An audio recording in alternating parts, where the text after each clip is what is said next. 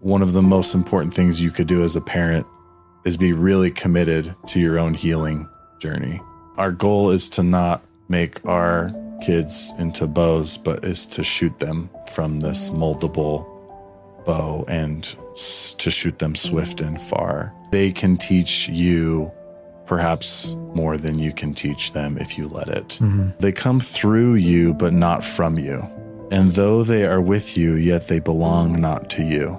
For children, there's deep drama in the little moments that we usually just see as trivial, but for children, they're major things. And there's a lot of emotion involved, and there's a lot of learning involved, and there's potentially fear involved or longing involved in little moments. And to self-limit, by putting away my adult things and playing with these little fishy figurines, we enter that world, and then we can see the drama behind these little moments for our kids. Yeah. Acting on emotions as guides to truth. Stillness. Surrendering to what is. Seeking. Using my gifts with purpose. Light. This is the emotional blueprint.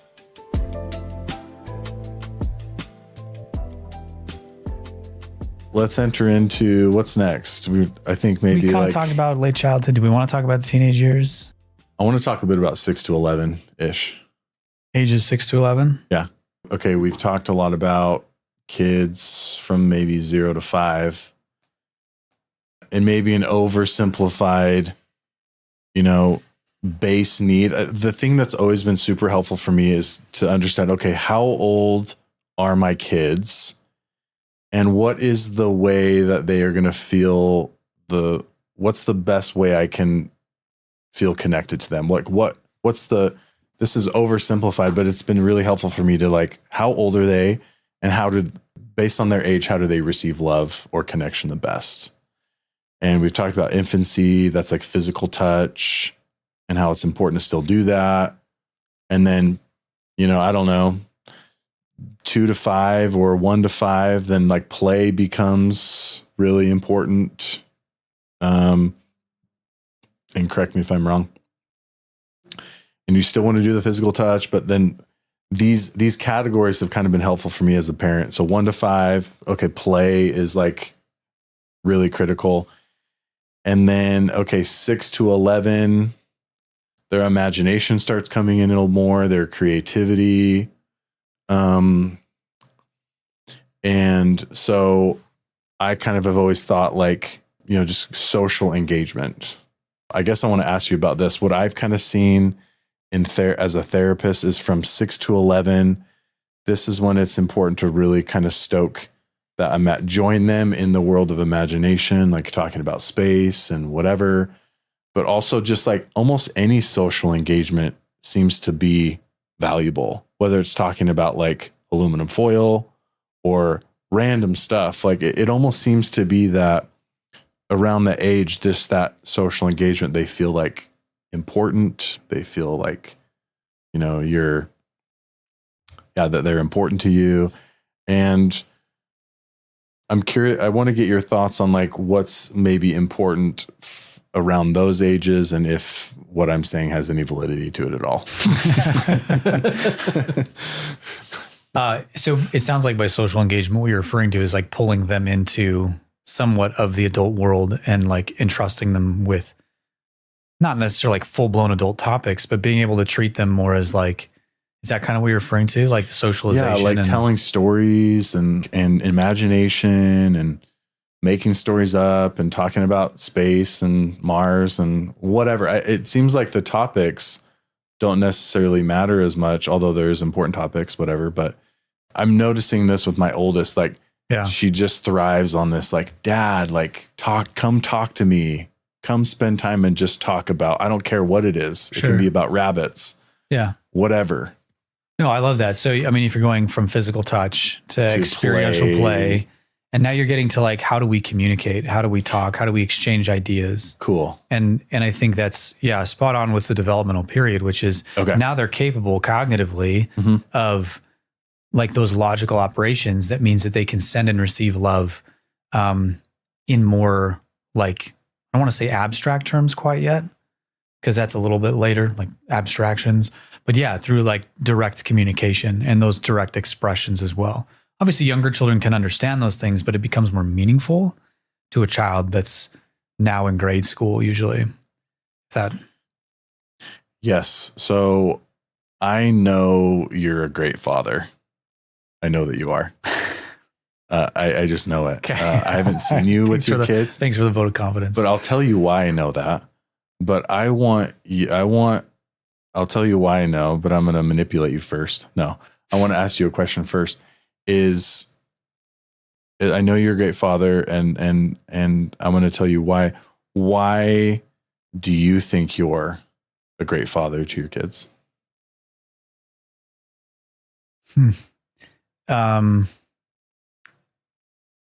I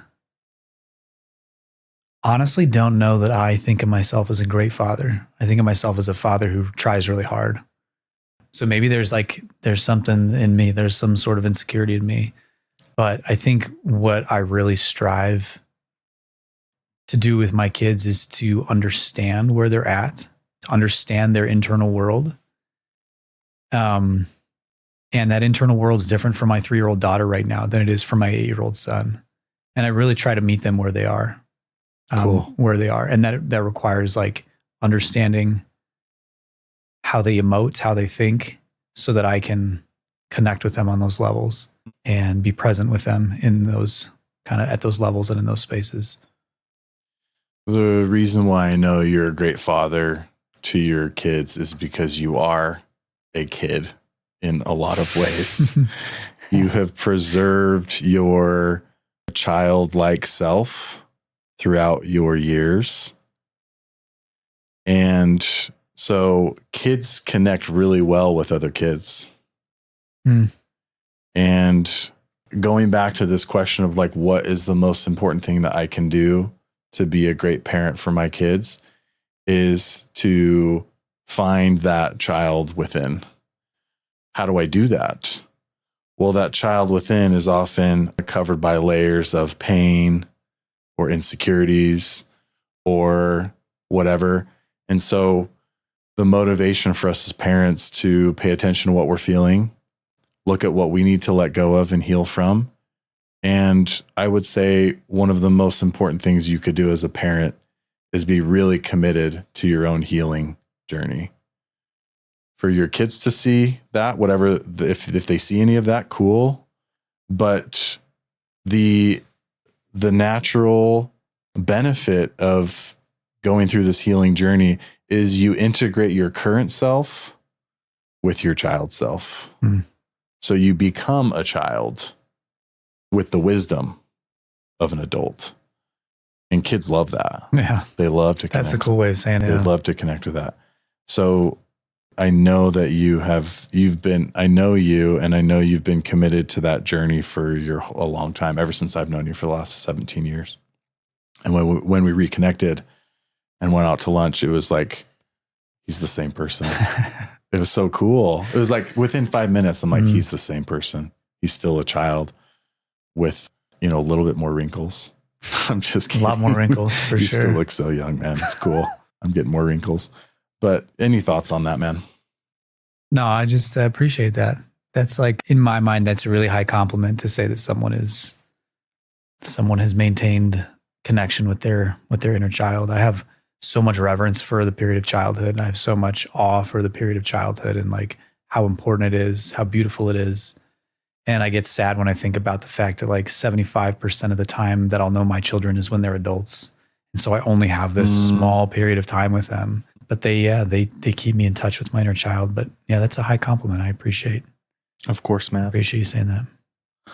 I love the other thing you just said. What is the benefit of having kids and being a parent?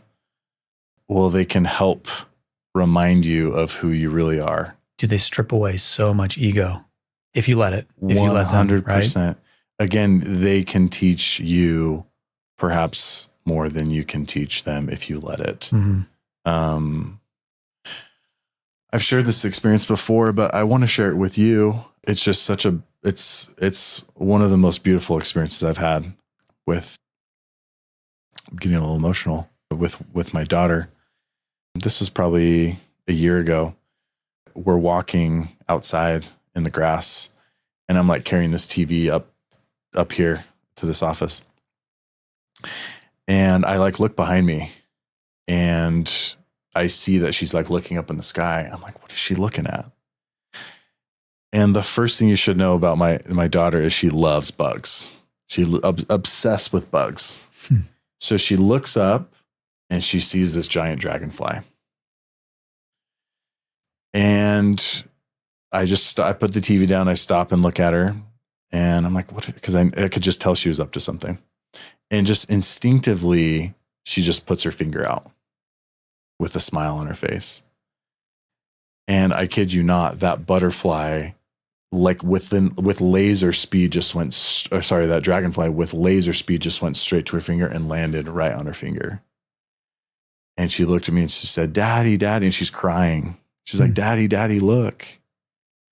And I went over to her and I knelt down next to her and I started crying too. It was like this moment frozen in time of this miracle of this dragonfly, just like this faith of a child, just the natural and purity of a child to just instinctively put her finger out and just to see the miracle happen has had a huge impact on my life of, wow. Like there's a real force that is out there that's supporting us in our life if we are willing to just put our finger out, and the miracles can happen. So what are your dragonflies? What is it that you really are seeking or wanting? And it comes if we put our finger out. So I need to be more intentional about learning more and seeking. I think seeking, the biggest thing that I've learned so far from talking to you is I need to be more intentional seeking to learn more from my kids, because there's these beautiful lessons that I believe there's some that I know we will only notice if we are intentionally looking for it. That was a cool one because I wasn't intentionally looking for that. I was like, I almost missed it. But man, so if we want to benefit more from parenting, just kind of this other plug-in for like, how often can I take time to seek, to whether that's meditate or prayer, to notice, powerful lessons we can learn from these pure messengers, is how I see it. So just any thoughts, Manor, on that? Yeah, lots of kind of layered. There's so much in there that you said that so interesting. But yeah, like you said something like, I almost missed it. And dude, that is like the trap we fall into daily as parents. There's so many moments that are so beautiful with children and the way they're growing and the things that they're learning and how they're developing. And we miss them so often because we're so caught in our minds and our busy worlds and our like hectic lives. And so I think a lot of what you're saying too is like our children can, if we let them, they can teach us to slow down, to be present, to notice, to behold things around us. And the connection with our children, in fact, often requires that kind of slowed down pace, that presence, that intentional self-limiting is a strange, that makes sense. Like, oh, totally. When I play with my daughter, like, why is Candyland fun? It's like not actually a fun game, but it's the worst game ever made. It's the worst, but it is fun because I am choosing to self-limit I'm beyond Candyland, but like I can self-limit and be present with her. And then it's a totally different experience. Okay. So that is so powerful, man, because how often do we, if we have little kids or even teenagers, we say like, oh, I don't want to spend time with them because I don't like building blocks, Right. or I don't like playing Candyland, or I don't like going to volleyball games with as a teenager or plays. It's like how I say this with love, but how adolescent are you in the way that you're thinking, where Right. you believe that you have to like what someone else likes to connect with them? Oh, yeah. What? I'm saying this to myself too, because often we call it, my daughters call it, Dad, can we do me and you time? Me and you time, Dad. And it's so cute. And sometimes I'm like, oh, I don't want to play with this little tiny doll, and just like, I don't want to do that. But I have to put my own ego or thoughts, it's mostly thoughts, aside. Yeah. And just like, it's not about the activity. Sometimes I even try to steer it like, oh, don't you want to like build with these tiles instead? Let's make a huge tower and then we can knock it down. No, Dad, I want to play with this little. And regretfully in the past, I've been like, well, I'm not going to play with you then. I don't say that, but I know I've missed many opportunities of that. So, or you come up with excuses to be like, yeah, like I'm kind of busy. I'm going to cook. I got to clean the kitchen. Yeah. It's just, we can't be like that all the time, but I think this is what we want to ask you. What, from the research, what is the recommended amount of playtime that kids, like, is there any research that says like, okay, kids really thrive off of this amount of present playtime per day or per week or whatever? Do you mean with a parent? Yeah. Can't think of anything off the top of my head that gives an actual figure. There's a time that floats around in therapy, however valid it is. I feel like it gets a good, it just seems like it. I've seen it work pretty well, which is why I keep using it. But like 15 minutes. I was going to say it's in the 20-minute range is I think for real presence. Yes. Not just like I'm with you in a room together, but like I'm with you on their level, like you were saying earlier. Exactly. And not like the literal, like on the ground, but like, I mean, that's a very like figurative way to even put it, right? Like you talk about getting down. It's like you can get down on your knees, but be on your feet. It's the meaning behind that of just intentional being in their world. Like I think of that as being the way to connect in their world on that level. I like that. And if you really want to enhance that, it's like when thoughts are definitely going to come in when you're with your kid of like, oh, I got to do this or got to, like, you are letting the thoughts pass and you are not, you're in a state of non-thinking and being, because both can exist at the same time unless there's a current problem to solve or something. But just a commitment to, it's like vacation mode with my kid for 15 minutes. Yeah. And like you said, you can't always be in that frame of mind, in that state, but like, even if you can create a goal to like, let's say 15 minutes with my child, 15 minutes. And that can be hard with each individual child if you have multiple kids. But then anyway, I had a moment like that this morning where in the busyness of getting one kid off to school and trying to get my things ready for work, my daughter was playing at the table with just two little fish figurines. One was a big one and one was a little one. And she said, come play with me, Dad. And I just thought, I have 30 minutes left. I'm supposed to go do this. I've got this task before I head to work.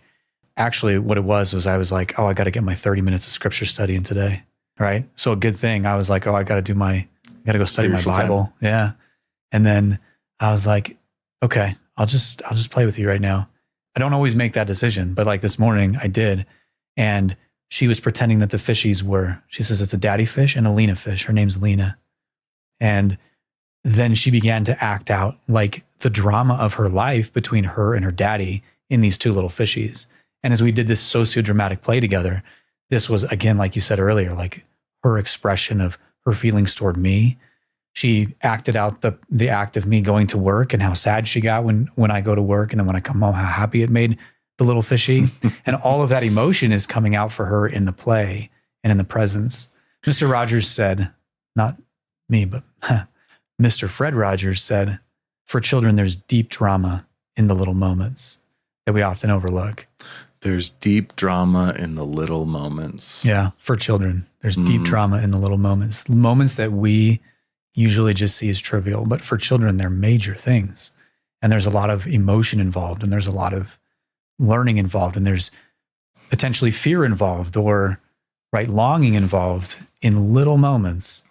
And to self-limit, by putting away my adult things and playing with these little fishy figurines, we enter that world, and then we can see the drama behind these little moments for our kids. Yeah. How cool is it that she wanted to express that to you? Yeah, that's pretty special. About your relationship to you, not with mom, but like to you. That's evidence that you are doing something right. So that's good. Okay, I want to share this. Quote. That book's like 100 years old. This passage. This book is literally 100 years old. I actually came across this last night, and I knew I wanted to talk with you about it. So this is talking about parents and their relationship with kids. They come through you, but not from you. And though they are with you yet, they belong not to you. You may strive to be like them, but seek not to make them like you, for life goes not backward nor tarries with yesterday. I just think this first part is really powerful. They come through you, but not from you. And though they are with you, yet they belong not to you. We've been talking a little bit about trying to let go of our ego that we might have as a parent. They come through you, but not from you. And though they are with you, yet they belong not to you. And so it reminds me of something that I want to share with you. And then I have a question for you. It reminds me how we've been talking a lot about attachment today. And we've been talking a lot about attachment on this podcast, how attachment is so necessary for children. But attachment as an adult is what we've talked about in a previous podcast is actually not healthy. Because attachment as an adult, the way that we've been talking about it, so the goal is to be very connected with our kids, but not attached to them. And so the way that we've kind of been explaining that is attachment means a need, where connection is a want. Like, I want to connect with my kids, so I'm going to connect with them. Whereas an attachment is, I need this person or this thing to provide some kind of balance or happiness in my life. Okay. As soon as we are attached to someone, it limits, it's not actual true love because it's selfish. We are doing it for us. We need it. Okay. So we've been talking about this. So it just, what I see a lot, and I want to ask you a question. What I see a lot as a therapist is that parents become attached to their kids, which is not good, because then they try to form their kid in who they want them to be. Or in some ways, they try to rewrite their own story through their child. And they're trying to mold them to be this all-star athlete, or this, instead of allowing them. I see how you're using that term. Yeah. Attachment. Instead of allowing them to develop with this support and response and all this good stuff that you're talking about today, to allow them to develop into who they are, rather than what we think they should be. Yeah. That still includes boundaries and all these important things, but what's the balance between, how can somebody know if they are maybe in an unhealthy way attached to their children? I think I kind of described a little bit of that, but what can somebody do perhaps to correct that? Or any other thoughts you have about what we're talking about? Yeah. I'm just letting that process, like the way you use the word attachment in a kind of a different situation and in a different direction. Parents attached to their kids, like trying to live vicariously through their kids, or is that kind of Well, okay. So if as an adult, if I am not fully feeling secure or happy in who I am, I see. Okay. I unconsciously That projects onto your will try to children, yeah. employ other people Mm. to fulfill my own happiness and balance. And this happens unconsciously, and it happens a lot. I see this happen a lot in parenting, and this has a deep impact on the kids. And I guess I want to get your thoughts on that. Just to share maybe an example is like, as a parent, if I need my kid to provide some kind of happiness or balance for me by acting a certain way or being a certain way, then it limits how much I'm actually able to be there for them. Instead of, I don't know, it's, I don't know if I'm explaining it very well, but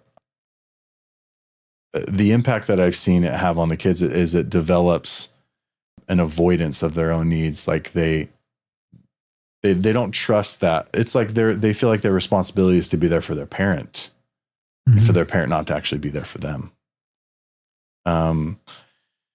And that leads to a lot of issues in relationships. One of my clients, she always felt like she had to be there and be an emotional support for her mom in her teenage years, because her mom was so unstable. And her mom was reliant on her for this emotional support. Well, so she got really good at emotionally supporting people, but then she becomes an adult, and we're naturally drawn to relationships like our parents.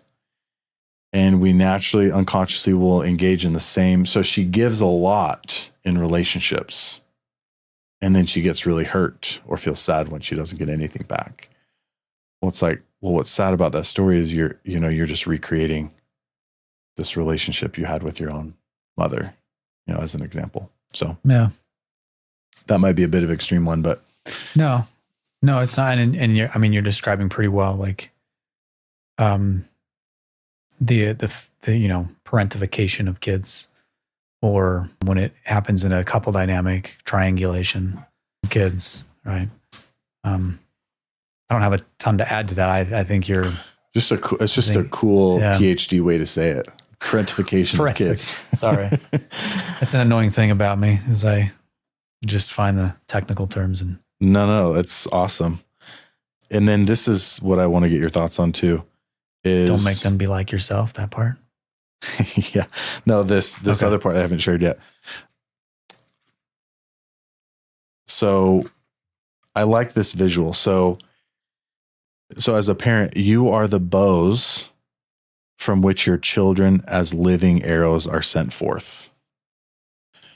And the archer, the archer sees the mark upon the path of the infinite, and he bends you with his might, that his arrows may go swift and far.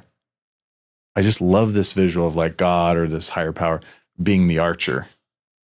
And bending you in a painful way. Mm-hmm. It's so painful. He bends you with his might that his arrows may go swift and far. Yeah. What happens when a bow is not willing to bend? It breaks. And the arrows fall on the ground.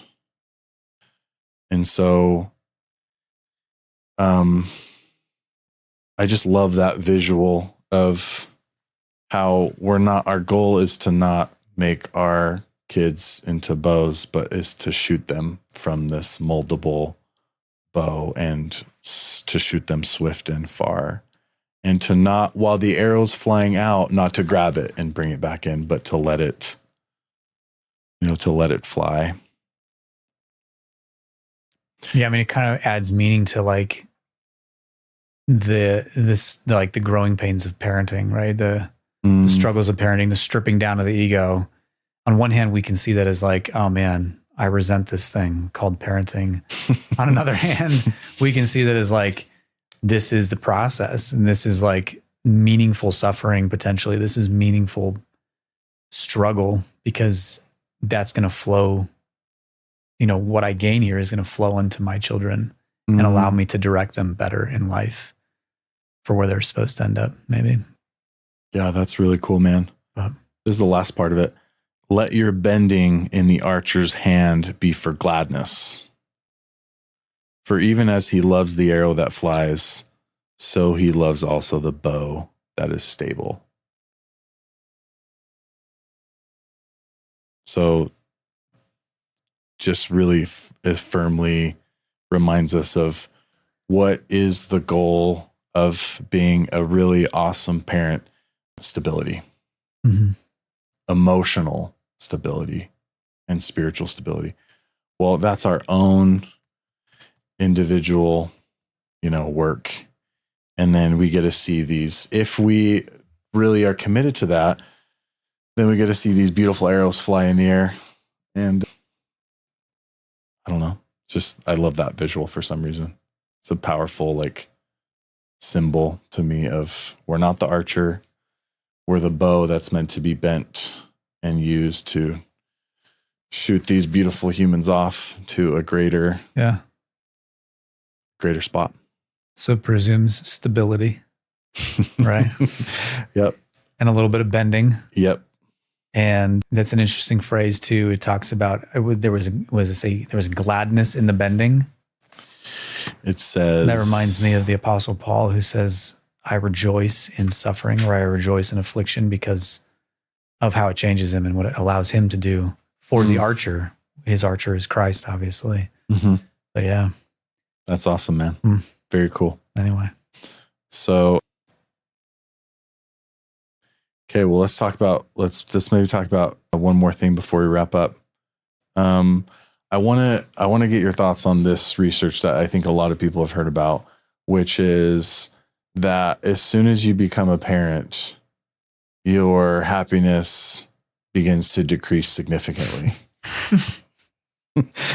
And you probably are more familiar with some of the specifics of that. Yeah. I think there's percentages involved and all this stuff. But why does that happen for people? And how do we limit or beat some of that research, I guess? How do we become not How do a we part? beat the trends? Not become a statistic like that. Oh yeah. Spoken from a true researcher. Yeah. So I'm trying to why does that happen for so many people where their happiness just... Well, it's a bit of an issue of statistics can lie a little bit. Okay. So the thing that and a lot of this is in the context of what we know about marital happiness and marital satisfaction. Yeah, that's what it started from. I think it was as soon as you get married, your happiness dips. Yeah, apparently. the very first study to try to address this question was 1957, and it was a brief study that just basically polled new parents and said, how many of you would consider yourself in crisis? And it was 87% of the parents said that they were in crisis when they welcomed a new child. 57. Okay. Makes sense. 1957. But that's what spurred this research. And traditionally, the perception of what the data were saying was that there is a marked decline in marital and relationship happiness and marital satisfaction after the transition to parenthood. That somehow drives that decline in happiness. And maybe for some people that's relatable. I don't know. But as the data have progressed, what we realize is that trend is probably an inflated one for a couple of reasons. Number one, it represents an average. And when you break that average out, what you realize is at least 40% of parents don't experience that at all. There's a percentage that experiences just stability in their happiness. And then there's actually a small percentage, about 15%, if I'm getting my numbers right, that experience actual inclines or increases in happiness, in their marital happiness after the arrival of a baby.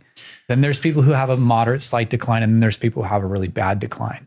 And then when you start to realize that there's 4 distinct trajectories across the transition to parenthood and that they're not the same, some go up, some stay the same, and some go down, then you can start to piece out, well, what makes those families different? And there's a few factors that factor into that, but one of the main ones is, what's the quality of relationship before you have kids? Some people fall into the trap of thinking that, okay, my marriage is on the rocks, need to have a kid to make this thing work out, to solidify commitment. And that almost never works out because the relationship is already struggling. It's already on the rocks. And you add this major stressor to your lives, a newborn, right? The other thing is how well couples are able to communicate. Are they good communicators beforehand, before the transition to parenthood? Are they able to do those things well? Right. Then that transition is going to be a little bit easier for them, sometimes a lot easier for them. What's really interesting of what you're sharing that comes up for me is like, I wonder how much different those numbers are compared to just like an average, I don't know, 10,000 people that just in life in general, like, some experience some slight incline in happiness. Yeah. It's like, how different are you would probably know, but I would submit that that's probably not that different from just you're a life you're living. Spot on. You're spot on. And that's the thing. That's the next iteration of this is that for a long time, there was never a control group to say, well, let's control people like couples who have a kid versus couples who never have kids. Who don't have one. Yeah. And what you actually find is that most of the decline in that, like the average decline in happiness over time, because it's just an average, there's variability there. But most of that average is accounted for by time and not the transition to parenthood. For some people, it's like it can quicken that or hasten that. But again, that's not all couples. But most couples, on average, will decline in their marital happiness and satisfaction just as a function of time and life happens. And so I think there's some truth to the fact that the transition to parenthood is challenging, but it's an extrapolation from the better data to say that that's like the transition to parenthood will beget a necessary decline in your marital happiness, because that's just not supported by the data. Time is what drives most of that.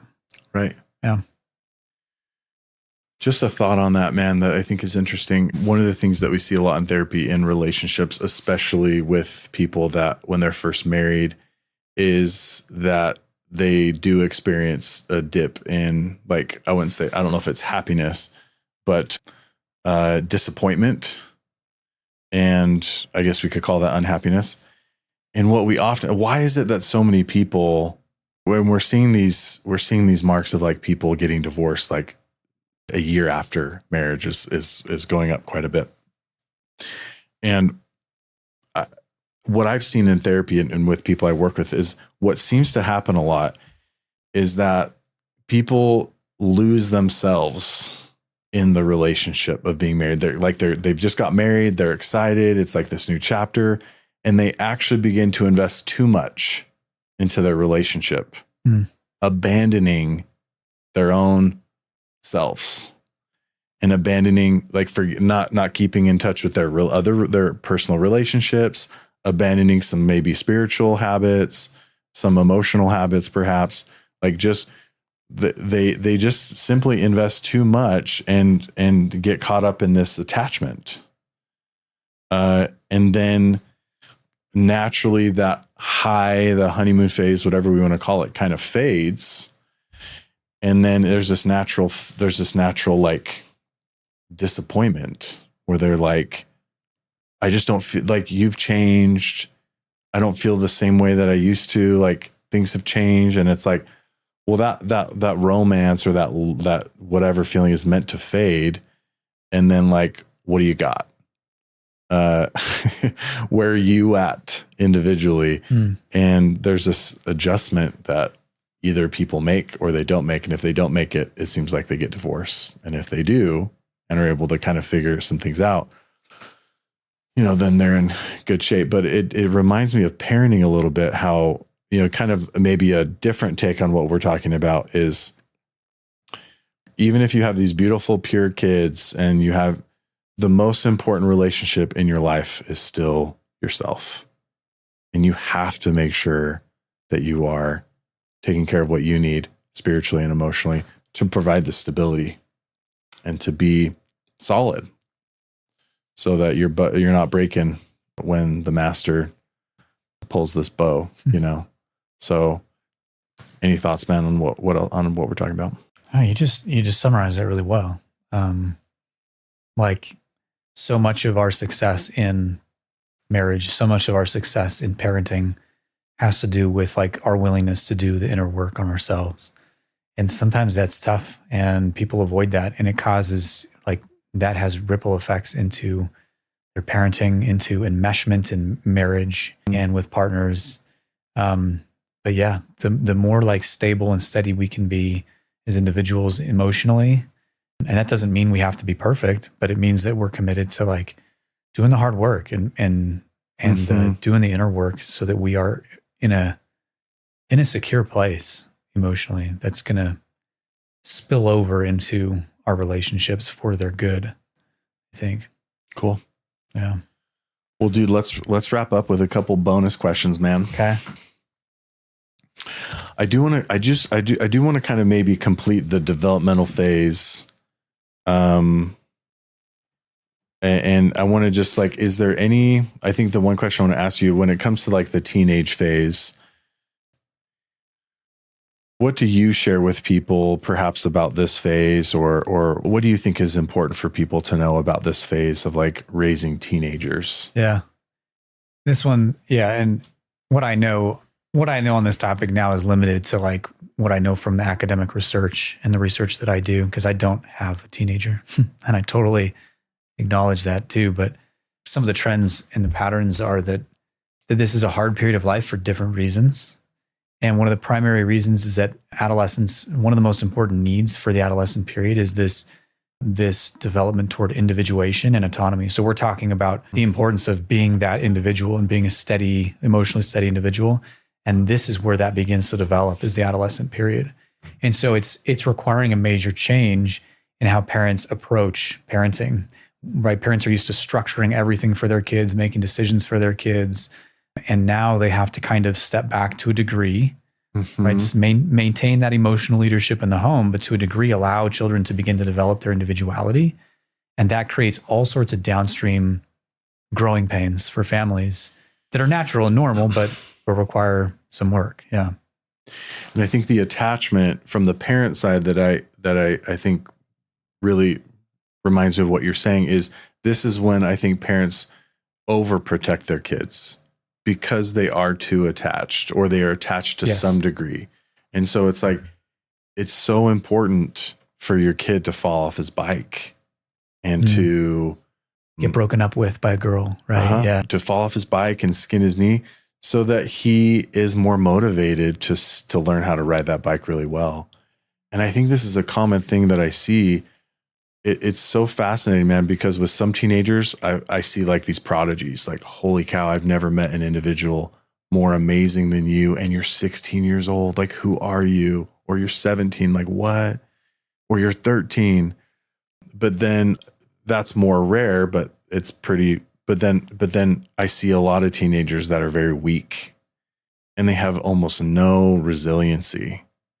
And it's like, well, why? Well, because as soon as they fail a test, their parent calls their teacher and is like, hey, like you need to pass them. You need to pass them. This is ridiculous. And then the teacher might change the grade. It's like, what? Do you realize what you're doing to that teenager?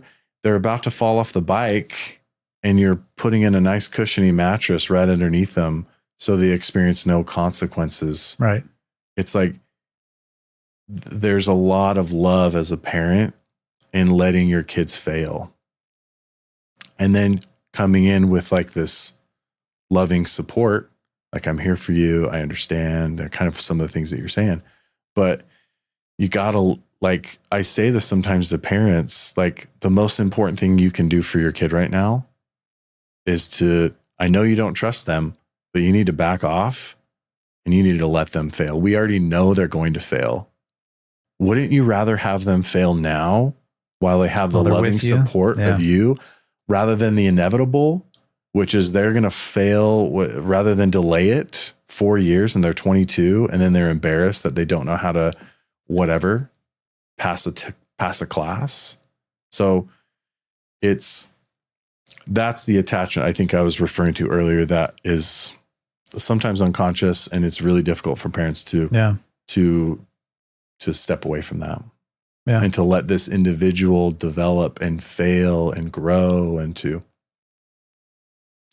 Yeah, and that's another thing that you have to consider in the context of what we know is like struggles with anxiety and depression have doubled, sometimes tripled in the last 10 to 12 years. Yep. And you have to think about, has our parenting changed? Has our parenting shifted? And what degree does this like tendency to kind of be intrusive and overly accommodating for our kids, what does that do for their ability to develop independence and emotional resilience? You've probably seen this before, but there's statistics saying that kids don't drink as much nowadays. They don't take as many risks. Like they're not getting out and having the same kind of romantic relationships. They're not as sexually active as they used to be. And it's not that we encourage, obviously, kids to drink and do risk behavior, but it's just showing a difference in like how kids are oriented now. They're just not as out in the world. And does that make sense? That's fascinating. Yeah. It makes perfect sense. Yeah. And so like, while we don't encourage like some of those risky behaviors necessarily, it's also telling that kids just aren't doing those things anymore. Yeah, they're just staying at home playing Yeah. video games or watching porn Right. or something. Yeah, unfortunately. Like look at those numbers Yeah. in that age range and what are the statistics on those and where those have gone. I mean, they've Yeah. skyrocketed. Or the thing now is, and this sounds silly, but like it's like AI girlfriends that are Oh my gosh. Yeah. What world are we in? yeah, where is now nuts. like you don't have to risk yourself emotionally in a relationship because you can. And there's estimates that say it's up to a third of young men. And there's no AI boyfriends. Yeah, I don't know. It's only AI girlfriends. Someone needs to create AI boyfriends. Anyway, sorry, I didn't mean to interrupt you. Go ahead. No, do not create AI boyfriends, please. I have No. daughters. I don't want to deal with that. Yeah, I think the idea though that you're pointing to is that like part of this period of life is a period where they're meant to experience failure. That's a part of individuation. It's a part of growing up. It's a part of developing resilience. And I think we've become as a society so focused on preventing hardship, thinking that by preventing hardship, we're going to prevent them from suffering. And the exact opposite is what's happening. By preventing hardship, we're preventing kids from developing the resiliency that they need so that when hard times come, they can cope. And so if experiences with anxiety or depression manifest, those aren't as deep and prolonged for the child who has a set of coping skills and has kind of a life experience behind that. Well, what's so interesting is I see this a lot as a direct projection from the parents of like, how do I deal with my own emotions? Right. Yeah. Like the way that I deal with my own emotions, I project that onto my children. So I'm kind of afraid of pain. I am not very emotionally resilient. So if my kid fails a test, I'm not going to let him experience that pain. Like I'm going to shield him from that because so that again, that's part of the attachment in the way that I use it as the parent side that is not really impacts kids and especially teenagers' resilience. So Yeah. the way that we respond to other people emotionally is often the same way we deal with our own emotions. If I'm avoiding my own emotions, Yeah. guess what? When my teenager is struggling emotionally, I'm going to act like I'm supportive, but I'm going to unconsciously avoid that because that's what I'm doing Be uncomfortable around with it. myself. Yeah. Yep. Yeah. And that's a critical piece too, because we know that the best way that children learn how to manage emotion is not from, the best way that children know how to learn how to manage emotion is through the way their parents respond to their emotions. Yes. It might be a little bit how parents model emotion, but primarily it's how parents respond Yes. to my emotion, because that tells me how I should respond, how I should manage it. And so when a parent is avoidant of an emotion or uncomfortable with an emotion, that conveys a lot to a child about what this emotion is, how it's valued, how it should be dealt with, etc. Wow, that's a truth bomb right there. And so it brings up the question, like, what is the best way for me to help my kid, my teenager, be emotionally resilient?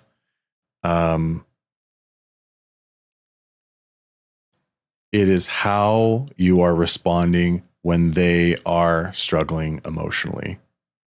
Period. Which is a beautiful callback to the infancy period when we talk about how do you respond when your child's in distress. It looks a little different at that time period, but the principle is very similar, isn't it? Right? 100. Yeah. That's a beautiful connection, man. That's so cool. And parents say this to me a lot. They're like, well, dude, I don't know how to, like, I'm not a therapist. Like, how am I supposed to, like, teach it's like, you don't need to teach your kids how to deal with sadness or necessarily, or what sadness means. And it means a loss of hope and you need to help. Like, some of that knowledge can be really valuable as some feedback or whatever, for sure. But they learn how to, it's instilled in them how to deal with emotions when you model that, when you respond, how you respond to them. It's like, oh, like, I love the way that you said it. So that's the good news. You don't need to be an expert as far as skill or knowledge. Yeah. It's how do you respond to them in the moment, in context, in real life? Me and some of my colleagues and an awesome group of students are working on a large study of, well, a lot of, like, this is one of the main topics of what we're looking at. And one of the things that we find that parents tend to respond in there's 5 ways that parents tend to respond to difficult emotions in their kids and their teenagers. We focused a lot on anxiety because that's like what we are studying and focus specifically on, but this can also be applied to sadness or fear or any other sort of like difficult or aversive emotion. And parents can respond kids are saying their parents respond in 5 ways. And it could be a combination of them, but not all of them at the same time. So there's supportiveness or validation, like, help me understand how you're feeling in this moment. Like, child presents as anxious and the parent tries to ask questions and tries to validate and basically say, like, in a way, I hear you. Like, this is hard. I can understand that. Then there are parents who will try to what's called override the emotion, which is an attempt to kind of like briefly acknowledge it, but then try to dismiss it a little bit. right. Does that make sense? Yep. So they'll say, oh, okay, well, why don't we focus on this instead? Or why don't we think happy thoughts? Which is actually really invalidating. Exactly. Yeah, it can go a couple ways, but oftentimes it's perceived by a child as being dismissive. 100%. Right? Then there's a set of parents who tend to punish the emotion because they don't know what else to do with it. And so they'll actually like revoke privileges because of the expression of emotion, or they'll Like, you're being way too emotional. Like, go to your room. exactly. That's Like, you're overreacting. Go to that's your the room. most common way we see it is like grounding. Just like, and if you think about what that teaches a child about how to respond to emotion, it's like, when I feel these things, I need to deal with it in solitude. That's not what you want to be teaching a child, right? Holy cow. So, that's powerful. Yeah. The 4th way is magnifying. And this one's quite common with fear and anxiety.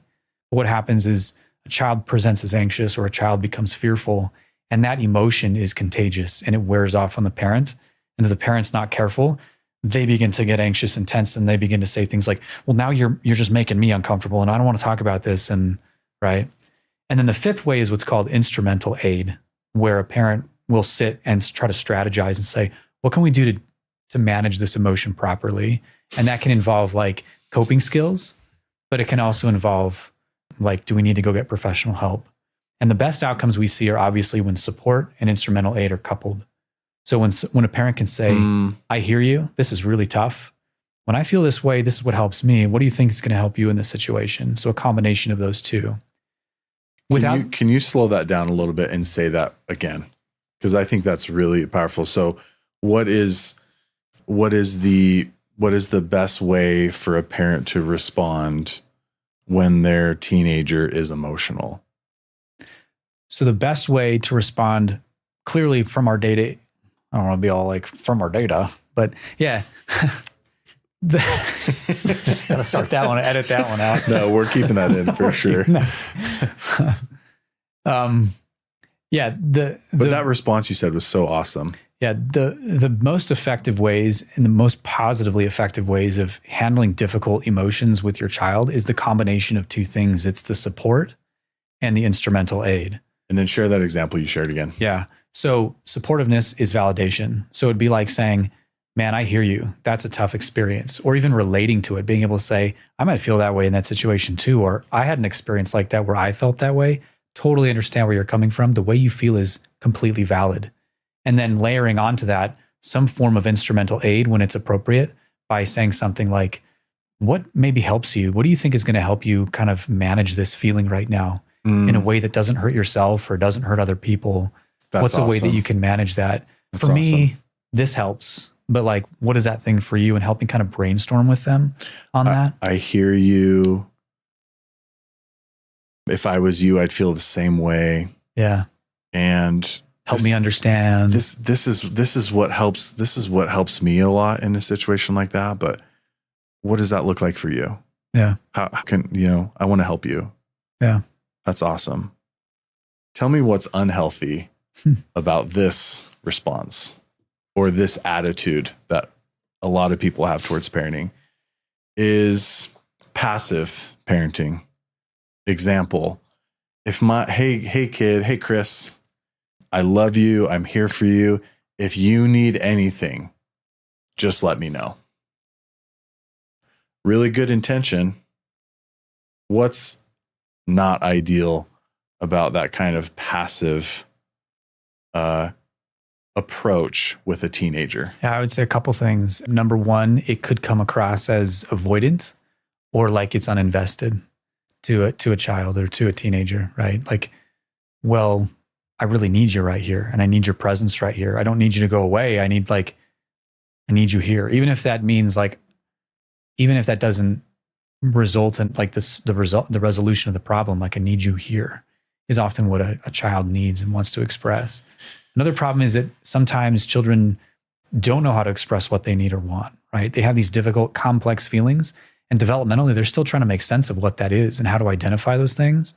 And so it's almost confusing for a child to say like, well, I don't like really know how to ask for what I need because I can't identify what I need right now.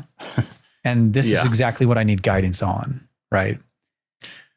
I couldn't agree with you more, man. I think that's the most relatable part of what you said is that how many teenagers are going to, okay, let's say Chris comes home from school and his girlfriend says, I never want to talk to you ever again. So he comes home, his head is down and he feels sad. What's the first thing that he's going to do as a 14-year-old or 13, whatever? He's going to go up to his room and isolate. Yeah. And dad 2 years ago said, hey son, if you need anything, you just come into my office and you just let me know. What teenager is in that moment is going to go to his dad or go to his mom and just naturally start, hey, right. Just want to feel it. Most teenagers don't do that. If they do, you've got a prodigy on your hands. Good job. Awesome. But most teenagers, they don't. And so I think this passive approach is good intentioned, I think, good-willed, but it's you miss the mark totally. Yeah. And ideally in this example where Chris comes home and he's sad and he's going up to his room, you notice he's sad and then you engage him. Mm-hmm. Hey man, like I can tell you're feeling pretty sad. I'd love to, like, what's up? Hey dad, I don't want to talk to you. It's like, okay, no worries. Yeah. But then what do you do next? Do you just leave it at that? No, you got to go back.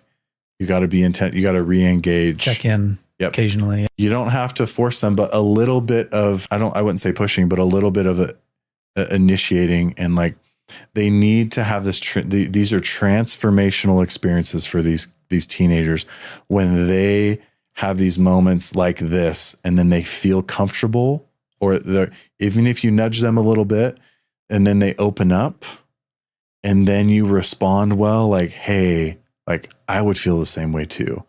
This sucks. It just sucks what you're going through. And there's some kind of hug or embrace or, let's maybe talk tomorrow about what we can do to help. And, it's probably good to just feel it out tonight. And, let's check in the next couple of days and we'll help, Are you kidding? That's like, that literally is a transmission of worth from you into the soul of the child. And what I've seen with teenagers that I've worked with is these experiences, there's a permanency to that. It's really powerful. So, we have to be involved enough with our teenagers to notice when they are struggling emotionally and then initiate and respond kind of like how you've been talking. So 100%. And I think you brought up a good point there too. A couple ideas just to build on that is, yeah, they might not open up to you right away, right? They may be in a pretty sour mood. And that's not them saying, I don't want to be around you. That's not them saying, I don't want you here. It's just them saying, not right now, or not in the way, That's great. And I think that that's not an excuse. We might take that because if we're uncomfortable with the emotion, I tried. We might be like, I okay, talked to him, I did my best. But yeah, that's continue return to it and show them that they were there. And sometimes too, like we can be validating and only validating for a while. We don't necessarily need to jump to, okay, so what should we do with these feelings? We want to get there eventually, but in those really hard moments, sometimes we just say, dude, this just sucks. Let's just acknowledge that this sucks and we can sit in this together a little bit. And more men struggle with this than more dads struggles with this, because the dads want to come in and be like, dude, I can see you're sad. Like, let's fix it. She's not, exactly, Dane. And so we can learn a lot from, we talked about this last podcast, but taking feedback from our partner and as a man, developing more of this feminine energy and response is super important. So, any other thoughts on teens, man, before we wrap this up? Yeah. And there's a bunch, but like, I know that one of the common pain points for a lot of parents is like how to get their kids to open up to them. Whether it's in a tough situation. So we're talking about like getting your child to open up to you, but like, I think a lot of parents would say, well, yeah, that's easier said than done. How in the world do we get our teenager to open up to us? And it's just, this is another one of those areas where it's like the things that you did as a parent of an 8-year-old aren't going to work anymore. The strategies that you're using to gain information from your 8-year-old about how did your day go and what, who did you play with? And like, that's just not working. Right. Parents will often try to like supervise and monitor their kids to figure it out, or they'll try to like solicit information and ask a lot of questions. And our best estimates are that accounts for about 5% of the knowledge that parents gain about their children.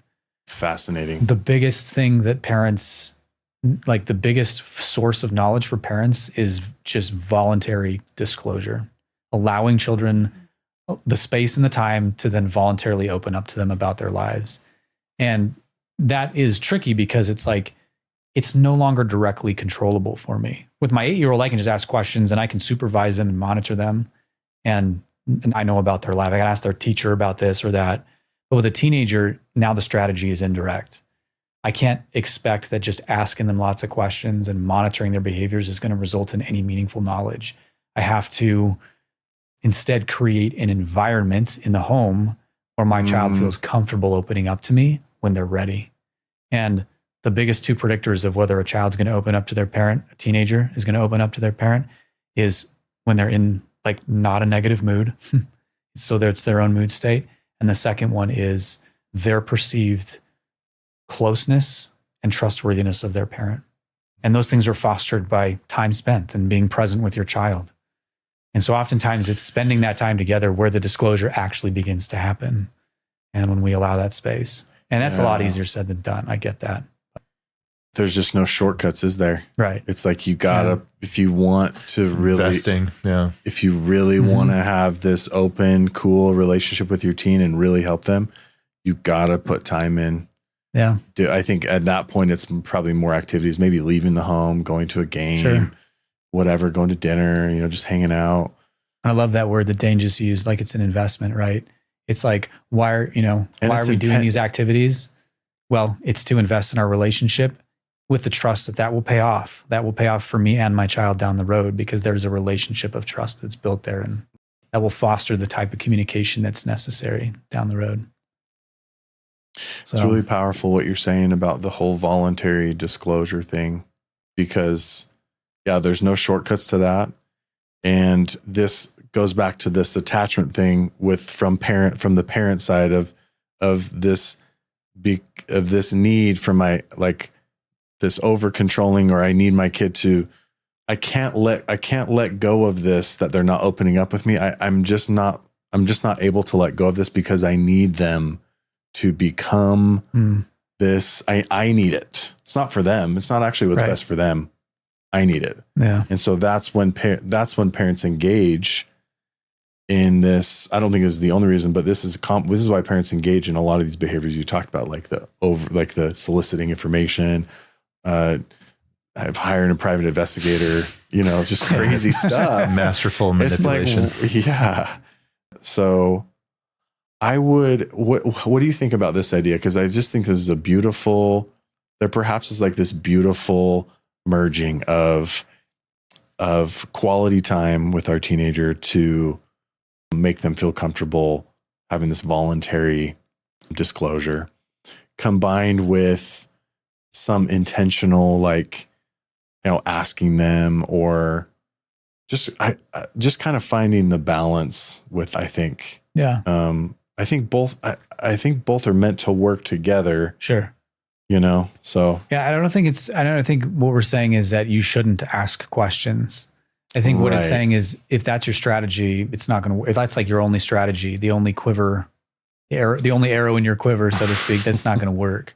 It's not going to be nearly as effective as you think. But if you couple that with a focus on investing in the relationship, spending that time and doing that emotional work in your relationship, and then you can have that as a piece of the puzzle, a tool in your toolkit, then that can absolutely be beneficial. So we're not saying that things like monitoring and soliciting are bad. It's just, in isolation, this is what many parents are just trying to do because it used to work, and it's just not working the same anymore. As a parent, I think you're going to be really surprised how quickly some of this can work. Like, what I've seen is like the magical, this isn't research back, this is just what I've seen at my practice, but the magical time limit for consistent quality time with your teenager seems to be like 6 weeks. Give it 6 weeks where you are maybe once or twice or maybe twice a week, you're spending real quality time with him for a couple hours. You're doing that consistently. You're letting them hang with their friends still. Right. And then watch what happens after 6 weeks. And, maybe you are tactful with not asking too many questions, but knowing that you want to know about how they're feeling and, whatever. 6 weeks can do a lot is what I've seen. Cool. In the parent-teen dynamic. So, yeah, man. Awesome thoughts from you. Anything else on the whole teen phase? No, I think what we're seeing in the teenage phase and what we're talking about here is like a resurfacing of some of the same exact principles we saw when they were infants. The application is just very different. Does that make sense? Yeah, it's the time, it's the presence, it's the butt pats. The butt. Just kidding. Don't do that. Might want to be beyond that at that point. Don't do the butt pats to your teen, please. Yeah. That just brings it all back. Yeah. Wow. Just a beautiful full circle. Yeah. It's a beautiful connection for sure. Maybe one last question, man.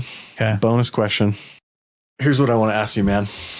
I want to ask you, out of all of your teaching experience at college and your research, what is the top one or two things that have had the most profound effect on you from all of your study and research? And maybe maybe a good parting message. Because my experience has been this, man, is that the reason why I became a therapist is mostly spiritual. Is I knew that I was supposed to. I knew it was like part of my journey in life. Yeah. It's basically comes down to that. And as I've become a therapist, I've experienced these, my job has basically been to be a witness and to just witness these changes, these struggles and these pains and these beautiful changes that people go through. And it has changed my life. It has had a deep impact on how I view people in the world. And I